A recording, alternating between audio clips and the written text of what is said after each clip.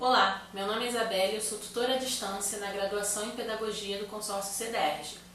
Para quem não conhece, esse consórcio é uma parceria com a Universidade Aberta do Brasil, que oferece cursos de graduação à distância totalmente gratuitos através das universidades públicas do Rio de Janeiro.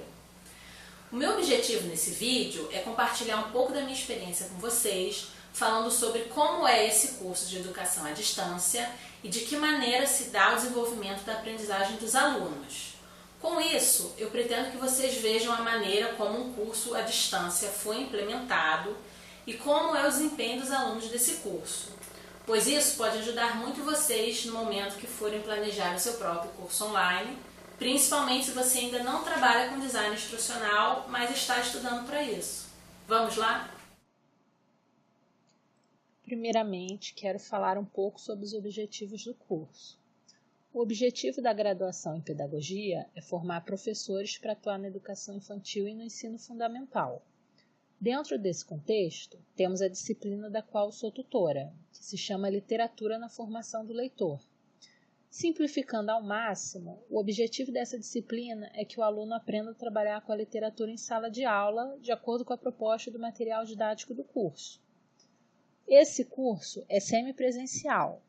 Os alunos fazem 2 avaliações à distância, que são feitas na plataforma, e 2 avaliações presenciais, que são realizadas no polo. Os alunos contam com o apoio dos tutores do polo. Caso tenham dúvidas, eles podem marcar uma espécie de aula de reforço para tirar dúvida com esses tutores, ou ainda os tutores à distância, que tiram as dúvidas através da plataforma online. As aulas são textos em PDF, então esse curso ele não tem videoaula, não existe professor. Então esses textos acabam sendo a fonte principal de informação dos alunos. Vou mostrar para vocês um exemplo desse material didático.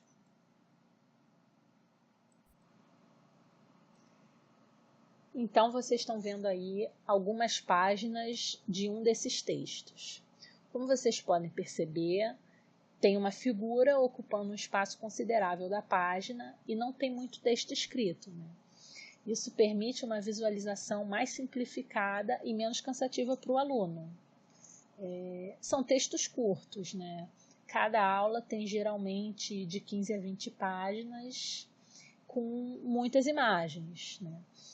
Esse material ele tem muitos pontos bons, como por exemplo, no início de cada aula, ele lista quais são os objetivos daquela aula, lista também os conhecimentos prévios necessários para o bom entendimento dessa aula, ou seja, qual é o conteúdo que o aluno já viu antes, que vai ajudar ele a entender esse conteúdo atual. E no final de cada aula tem uma caixa listando as conclusões, né? Os principais pontos que foram ensinados nessa aula. O texto em si é feito em tom de conversa, como a gente espera que o material para educação à distância seja. E por todas essas características, ele de fato atende o que se espera de um texto para educação à distância.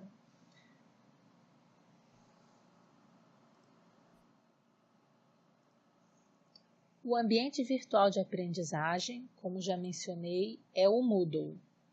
Dá para ver aqui que a interface é bem simples. A página inicial da disciplina oferece poucas opções para o aluno clicar, o que facilita o acesso.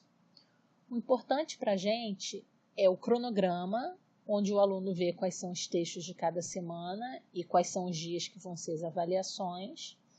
A sala de tutoria, aqui embaixo, onde ele entra para tirar as dúvidas com o tutor à distância. E a opção Cadernos Didáticos, que é onde ele baixa os textos em PDF. Apesar do Moodle permitir que um curso seja organizado por módulos ou semanas, oferecendo o conteúdo parcialmente, né, conforme o aluno for avançando, ele só tem acesso aos textos daquela semana. Aí na semana seguinte é disponibilizado o material da próxima semana e assim por diante.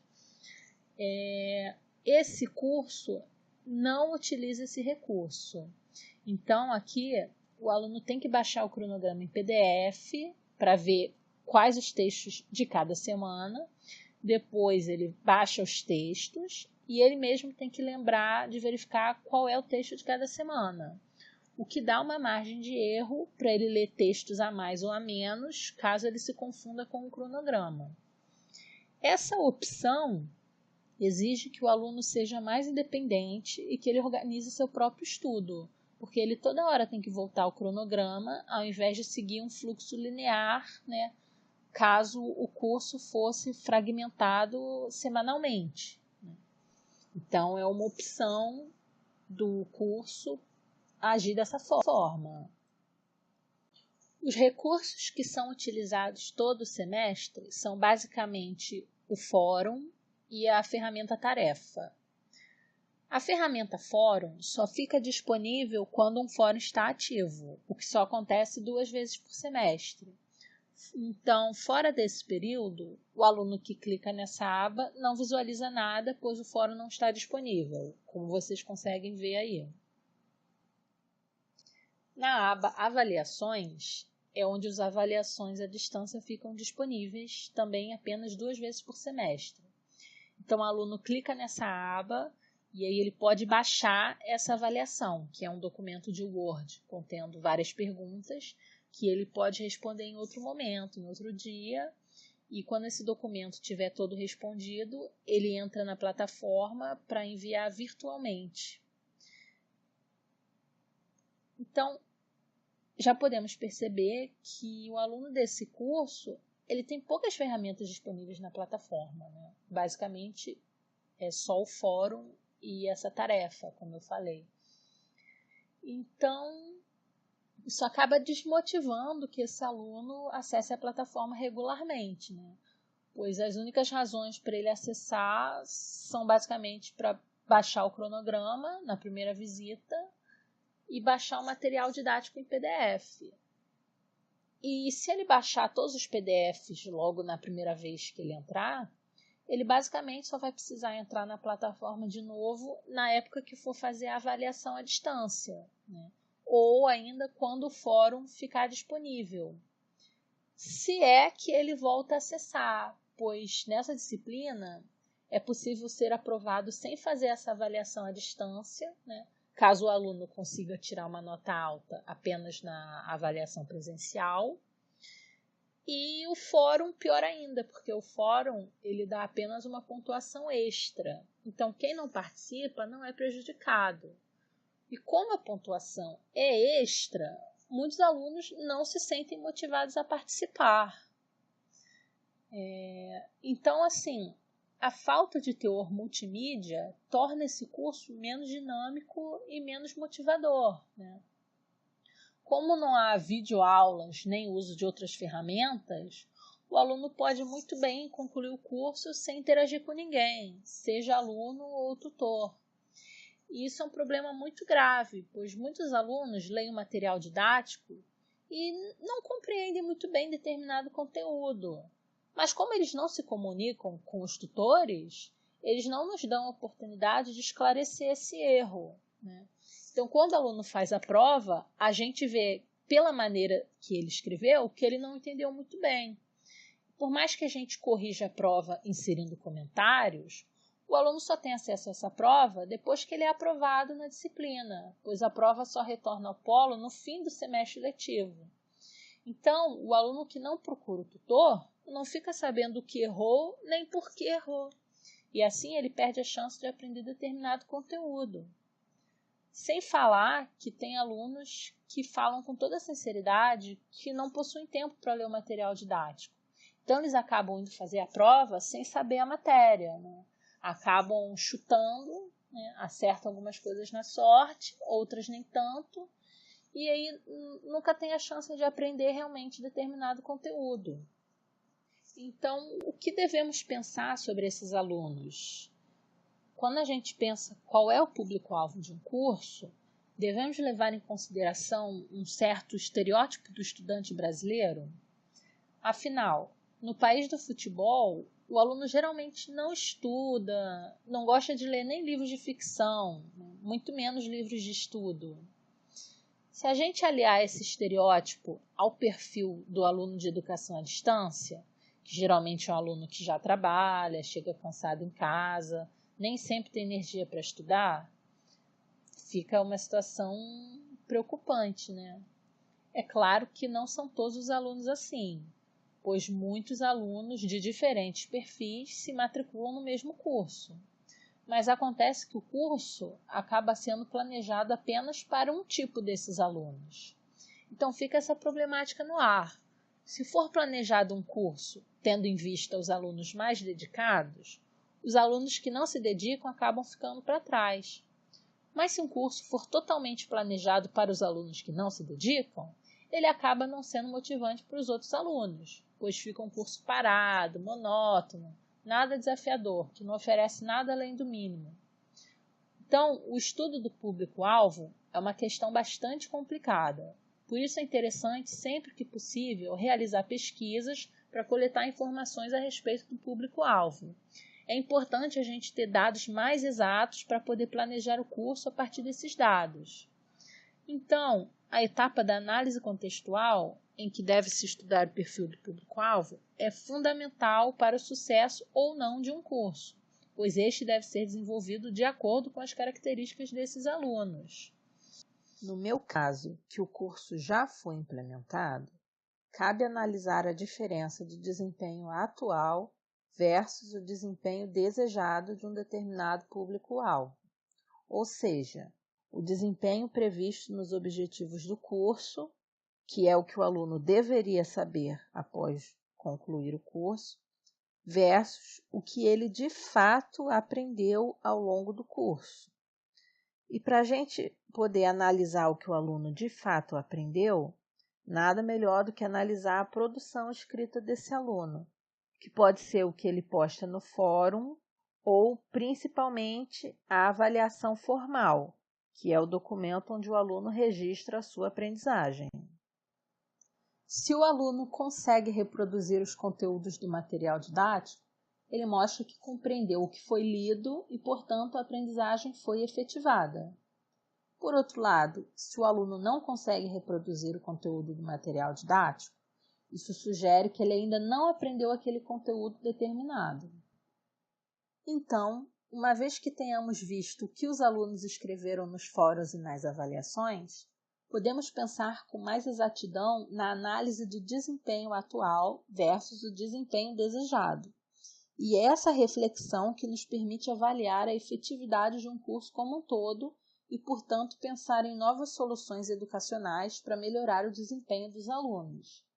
É a partir dessa análise que deve-se delimitar o que será solucionado e de que forma isso será feito. O que eu percebo é que ao final do curso, ou seja, na última avaliação, vários alunos mostram não terem entendido com exatidão qual a proposta do curso e sugerem atividades que vão completamente contra aquilo que é dito no material didático.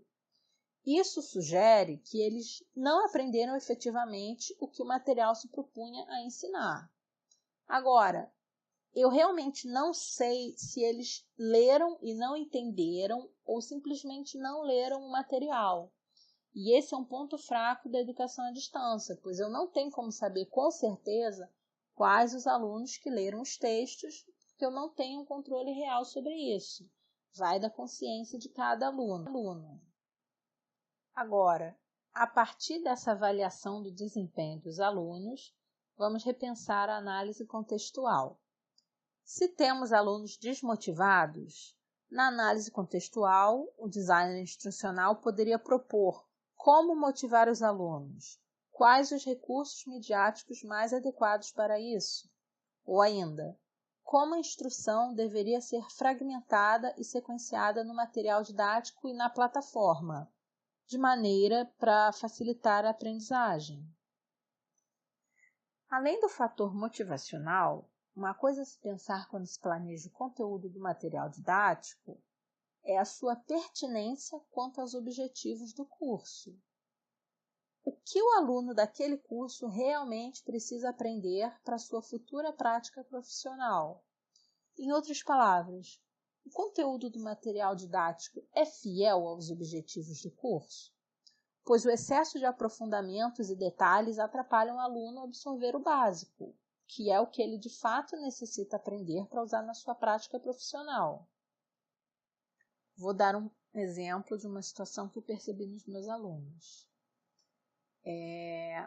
Um conceito literário para diferenciar a literatura estranha da literatura maravilhosa.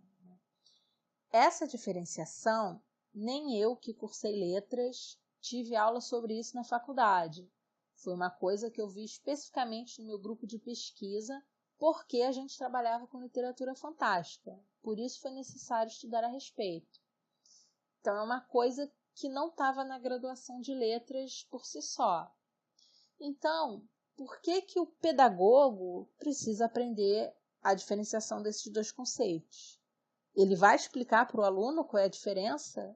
Se nem ele entende, como é que os alunos de 4 a 6 anos vão entender? E para que eles precisam entender? Isso parece besteira, mas não é. Mais de 90% dos meus alunos erraram essa questão na prova. Ou seja, esse é um conteúdo complexo que os alunos não conseguiram aprender com sucesso, seja porque não foi exposto de maneira satisfatória no material didático ou porque é complexo mesmo, né? Porque eles vêm de uma outra realidade, eles não são de letras, então eles não têm os conhecimentos prévios para entender um conteúdo complexo assim. Desse modo, eu vejo 2 caminhos para sair dessa situação. Devemos avaliar se esse conteúdo de fato é necessário para esse aluno. Se não for necessário, elimina completamente do curso. Porque se o aluno não precisa aprender isso, tira do curso, porque está só confundindo ele. Agora, se for considerado relevante, então esse conteúdo tem que ser adequado de maneira que a aprendizagem seja facilitada. Porque se está dando problema, é porque não está sendo exposto da maneira certa. Então, se é necessário ensinar isso aos alunos, esse conteúdo ele tem que ser adequado para ser facilitado. Agora, como nós sabemos, refazer o material didático geraria um custo elevado. Então, a única alternativa que sobra é intervir com outras estratégias para facilitar a aprendizagem desse conteúdo. E é aí que entra o tutor, pois se o material didático só vai até certo ponto, cabe a nós estender o conteúdo com outras ferramentas da plataforma. No caso do CEDERJ, que, como eu disse, basicamente só é utilizado o fórum, que muitos alunos nem acessam, a gente tem um problema sério, pois mesmo que a gente exponha esse conteúdo no fórum, muitos alunos não acessam. Dos que acessam, alguns alunos só postam uma mensagem sem ter lido as mensagens dos colegas, né? Porque a gente consegue perceber que eles não leram o que já havia sido postado. Então, eles entram, não leem o post de ninguém, escreve lá a mensagem dele e sai. E não volta para ler o feedback. Então, se o aluno, às vezes, escreve uma coisa errada, apesar da gente corrigir no próprio fórum, se o aluno não volta para o fórum, ele não lê a nossa mensagem, não fica sabendo que errou e dessa maneira não aprende. Vai embora e às vezes conclui o curso sem ter aprendido essa matéria específica. Uma boa estratégia para incentivar a participação no fórum, então, é pontuar a interatividade. Então, basicamente, a gente está dizendo que se eles não interagem por opção, vão ter que interagir por obrigação em troca de uma nota. Então, infelizmente, a gente teria que pedir que cada aluno comentasse o post de 2 ou 3 colegas em troca de determinada pontuação. Mas isso não está previsto no planejamento do curso. Isso é uma iniciativa nossa, né, da coordenação e dos tutores. Só que a questão é justamente por se tratar de uma pontuação extra, muitos não participam do fórum, porque não perdem nada. E também alguns só postam a sua mensagem e não interagem, ganhando apenas a pontuação parcial. E para eles é melhor fazer de qualquer jeito e ganhar metade do ponto do que ter trabalho de ler a mensagem dos outros para ganhar a pontuação completa. Então, um ponto muito importante no planejamento de um curso é não pensar apenas no material didático, mas em todas as ferramentas e como elas se complementam. Melhor ainda se uma fizer referência à outra, ou seja, no próprio material didático, a gente poderia dizer para o aluno realizar determinada pesquisa e postar no fórum, pois assim todos que leram o material didático já vão estar sabendo que vai acontecer um fórum e que aquela pontuação faz parte da nota geral. Pois por mais que a gente anuncie num quadro de avisos da plataforma ou envie mensagem para todos os alunos, tem aluno que não entra na plataforma para ler aviso. Tem aluno que não lê as mensagens que recebe, né? Ou até mesmo cadastra um e-mail de spam no intuito de não receber nada da plataforma. E aí ele não sabe que tem um fórum acontecendo. Então, essas atividades podiam ser todas entrelaçadas, uma fazendo referência à outra, de preferência desde o planejamento do curso, porque essas modificações após a implementação acabam não tendo 100% de resultado, pois apenas uma parcela dos alunos fica sabendo delas. A parcela mais ativa do curso, que acessa a plataforma com frequência, que é o estereótipo ideal do aluno, mas não é o que acontece sempre. Geralmente não é o designer instrucional o responsável pela produção do conteúdo do material didático, pois são especialistas chamados conteudistas que de fato selecionam e organizam as teorias que estarão presentes nesse material.